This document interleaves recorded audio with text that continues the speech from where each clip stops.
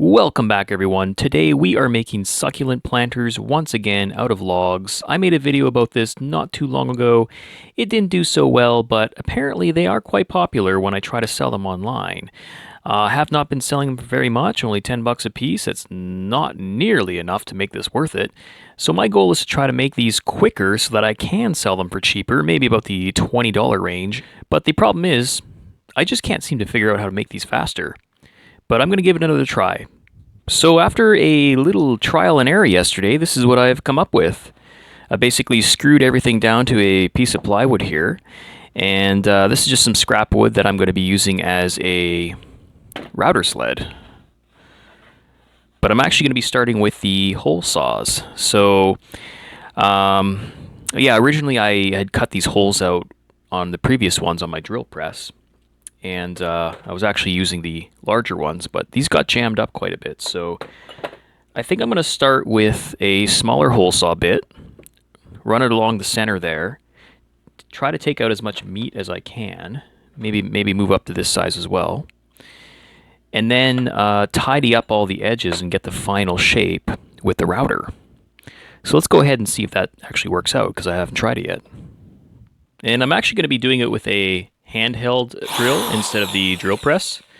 The drill press I just found was a little bit too awkward to line things up, and I feel like there's just a lot of eyeballing that's required when kind of lining this stuff up, so hand drill it is.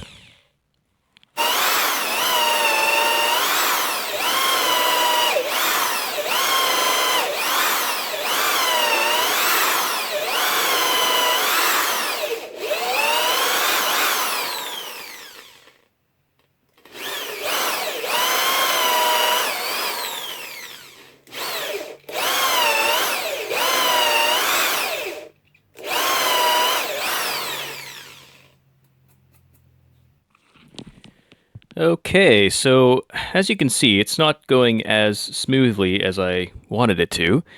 The bit's not jamming, but it's getting pretty hot. It's smoking. I guess this wood is harder than I initially anticipated.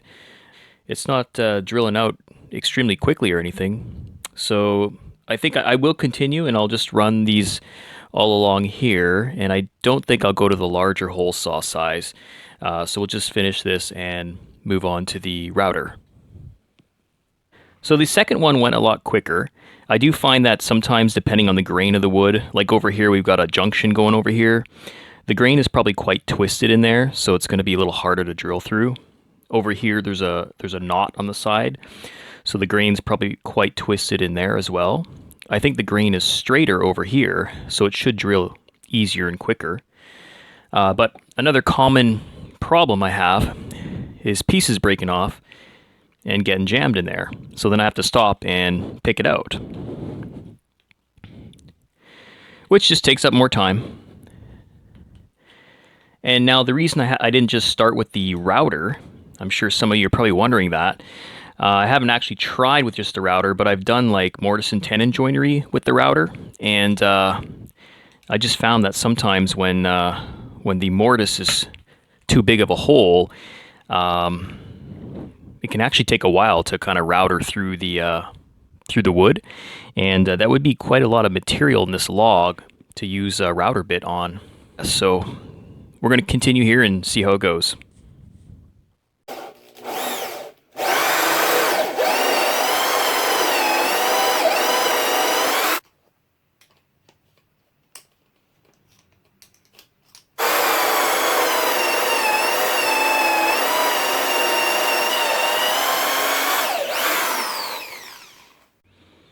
So we got 5 holes drilled out there. That wasn't too bad, actually. Had to stop to pick a few pieces out of the hole saw there. But now I should be able to just stick a screwdriver in here, if things go well, and just pop that out of there. So let's see how that works. Oops, just got the top there, but I did feel it crack. There we go.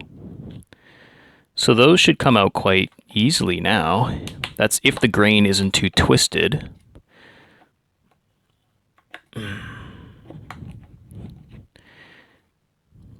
I think because it's a smaller size, they're easy to come out as well. With the 1 3/4 inch that I used on the previous build, it did not come out easily. Oh, there we go. Cool. Actually, I thought this one was going to be more difficult. That's why I did it last, but I think it should pop out here. There we go. Well, I like that part, actually. That went well. So now we've got a bunch of meat cleared out here, and so I think that should make it easier for finishing up with the router. So I'll set that up, and we'll get back to you here. Just a second. And there's the router set up there.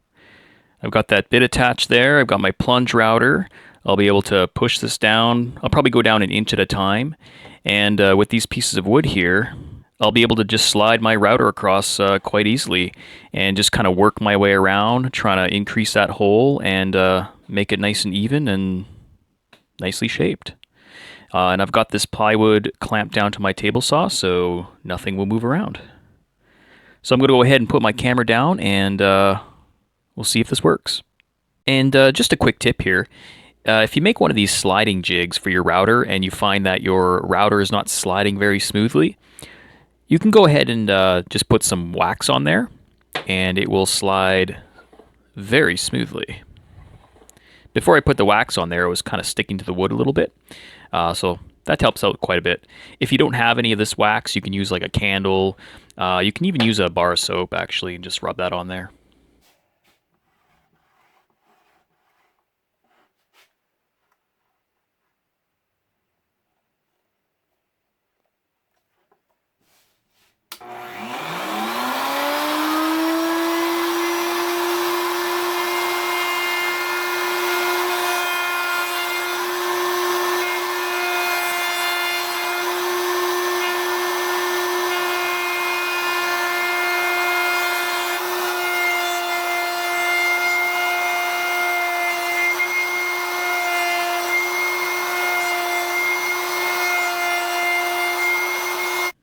All right, so that first pass actually went pretty good. I do think that I might have the wrong bit for the job, though. It was able to take these notches out quite easily, but when I tried to go deeper into the edges over here, it really wasn't wanting to cut into that. And that's because I'm using a bit that's designed for mortise and tenon joinery. It's an upcut bit, and I think it's more intended to do plunge cuts and not take off really much off the sides. So I think I'll switch to this bit and see how that compares and kind of take it from there. Obviously this one isn't long enough, but I do think that if I router the edge wider with this bit, I should be able to use my other bit to plunge down deeper and do the rest of it. In the future, obviously, I'd probably just get a longer one of these bits, but let's just see how that works out.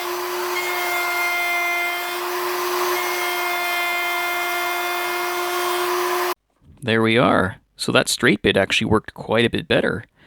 As you can see, it just eats right into the side of the wood quite easily. A little too easy. I went a little too far over here, but I'll be able to fix that up, I think. And we still got to go quite a bit deeper. But yeah, that one pass only took a couple of minutes. And I think this might be a decent method to use, rather than like chipping away with a hammer and chisel. So I'm going to go ahead and finish this up off camera and show you the end result. So here it is, guys. Looks pretty good. The only problem is it kind of took a long time. I've been working at this for probably about 25 minutes. Part of the problem, I think, is because I'm freehanding it and I'm kind of just learning what bits I should be using. I think in the future, if I made a template and used a flush trim bit, a long flush trim bit, and just followed my template all the way down, that would definitely make it a lot quicker. Freehanding it the way that I was with the router, I kind of have to be careful not to go over the edges and ruin the project completely. So I definitely have to take my time. Anyhow, enough chit chat for now. Why don't I go ahead and just finish this up and show you the end product. So here we are, guys, a few days later. And yeah, as you can see, there's a few extra logs on the table here. So I wasn't 100% satisfied with how long it took me to make this. So I went back to the beach, collected a few more logs, and tried to repeat the process, only faster. Unfortunately, as you can see, every log is very, very different. So no matter what I did, setting up that jig for the router was nearly impossible or just way too time consuming. So, for example, this one here, I mean, this one's quite tall, so it wouldn't fit in the jig system. And also, even if I set up some kind of track system for my router, this big thing sticks up, yeah, about 2 inches there. So I wouldn't really be able to get the bit in this area, nor would I be able to get it deep enough. This is about 4 inches deep down in there. It's kind of hard to see with the lighting there. Uh, so basically, just did that with mallet and chisel. This one was a combination of hole saw and spade bits, and hammer and chisel. This one actually wasn't too bad though. I think it maybe was just the type of wood. It was kind of soft, so it was pretty easy to dig out. But still, probably took me about 3 hours because I ended up using the grinder to sand the edges and put a varnish on this one. This one over here was a little complicated, so I ended up having to use the hole saw, and it kept kind of getting gummed up. I'm not sure what kind of wood this is, but there was some kind of like oily pitch in there. So I'm assuming maybe a very sappy Douglas fir. So I haven't finished this one up. It was also a little bit moist down there, so I'm just going to let it dry for probably a month or so and then come back to that one. But it is pretty cool looking overall. I like all these weird little scaly things here. And this one here, this was a quick one. Finally, one success. One hole saw bit, and it just popped out quite nicely. Haven't put the landscaping fabric in there yet. And speaking of the landscaping fabric, let's just take a look at that. This is what it looks like without. And basically I just shape it and glue it in place. I haven't glued this one in yet just so I could show you. But I do think that it kind of finishes the product quite nicely. I don't know if it's necessary, but as a final product, I do think it just looks nicer. And from experience with my last ones, I did find one benefit of it was just adding a little bit of a lip when the log is kind of irregular. And that lip helps to hold in the soil, but also the water when you water it. One of the logs that didn't have this, I just found when I watered it, when the soil was really dry, the water would just kind of like pool on top and then just want to leak down the side of the log on the outside, which was kind of an inconvenience for me. So this definitely does help with that. I also put a varnish on that one and that one there. This one I felt just looked nice as is, and I didn't want to put a varnish on it and make it darker. I kind of like that white, silvery kind of look it's got going on there. So anyhow, yeah, I'm kind of rambling here, but as an end product, I really like the way all of these look. I'm just not happy with how long it takes me to make them. I just can't seem to get it below 2.5 to 3 hours per finished product. And so if you do the math, I'd have to sell them for, I mean, minimum wage here in Canada is $16 an hour. So times that by 3, and we're looking at $48, which I don't think is a fair price for customers to be paying. So obviously, I just need to figure out a way to make these way faster so I can sell them for, maybe like $25, $30. I think that would be reasonable. Of course, that would be for like local sales. I have no idea what it would cost to ship something like this. Yeah, so any tips would be greatly appreciated. I'm thinking in the future, I'll try to get my hands on some Forstner bits. After using the spade bit on a couple of these, I was pretty impressed by how much material this removed. And I seem to have a lot less problems with this than I did with the hole saw. So I think the next best thing might be Forstner bits. So I'll try to get my hands on some of those because I don't own any right now. and I'll see how that works. And I'll just continue doing some trial and error stuff, and I'll probably make another video in the future if I can actually get these to a point where I can make them in less than 1 hour. One in less than 1 hour. My goal is like 2 to 3 in 1 hour. That would be great, and then I could really drop the price for selling if that's something that I want to do. I haven't 100% decided yet. So, I guess that's it for now, guys. If you liked the video, please subscribe, hit that like button, and maybe even consider sharing the video if you can.